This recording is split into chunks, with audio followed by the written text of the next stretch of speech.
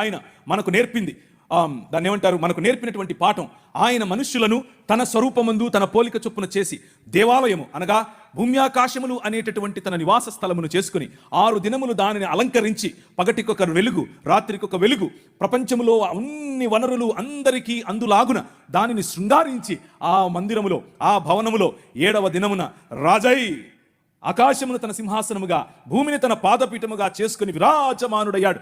నీ రాజు, ఆ రాజు నిన్ను పిలిచి అన్నాడు, యు ఆర్ మై రిప్రజెంటేటివ్, నువ్వు నా ప్రతిబింబం, నువ్వు నా ప్రతినిధి, నువ్వు నా ప్రతిమ, గో వెళ్ళు రాజ్యం చెయ్యి అని అన్నాడు. ఏంటా రాజ్యం? ఫలించు, అభివృద్ధి చెందు, విస్తరించు, భూమిని నిండించు, దాని మీద ఏలుబడి చేయి అని అన్నాడు. ఎలా ఏలుబడి చేయాలి? తల్లిదండ్రుల వంటి స్థానం నీకు ఇస్తున్నాను, ప్రతి వాటికి పేర్లు పెట్టే అధికారం నీకు ఇస్తున్నాను అని అంటే, కీర్తనల గ్రంథం 8లో చెప్పినట్లుగా ఆయన తన మహిమను మకుటముగా చేసి మనకు ధరింపజేసి తన చేతి పనులైనటువంటి భూమి ఆకాశముల మీద మనకు అధికారమునిచ్చి ఏలండ్రా అనంటే ఈ లోక మర్యాదకు పడిపోయాం. ఈ లోక మర్యాద అనగా అంధకార సంబంధమైన దురాత్మ సమూహముల యొక్క అధికారము, అవి చెప్పిన మాటలు విన్న కారణం చేత మన కార్పోరియల్ రిప్రజెంటేటివ్, మన ఫెడరల్ రిప్రజెంటేటివ్ అయినటువంటి ఆదాము, మనుష్య సమాజమునకు గుర్తు అయినటువంటి ఆదాము ఆ చేసిన నిర్ణయం కారణం చేత అందరము అంధకార సంబంధమైన దురాత్మ సమూహముల యొక్క రాజ్య భాగస్థులము అయ్యాం.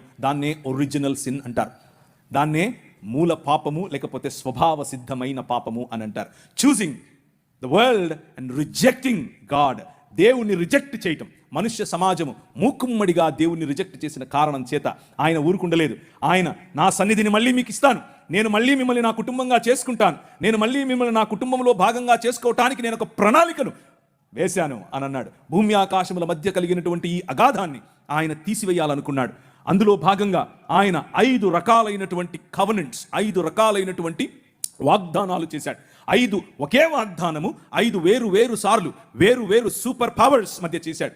ఆయన ప్రతి దేశమును ఆశీర్వదించాలని, ప్రతి వంశమును ఆశీర్వదించాలని, ప్రతి గడ్డను ఆశీర్వదించాలని, ప్రతి బిడ్డను ఆశీర్వదించాలని పూనుకున్న కారణం చేత ఆయన నిమ్రోదు సమయంలో నోవహును ఎన్నుకున్నాడు.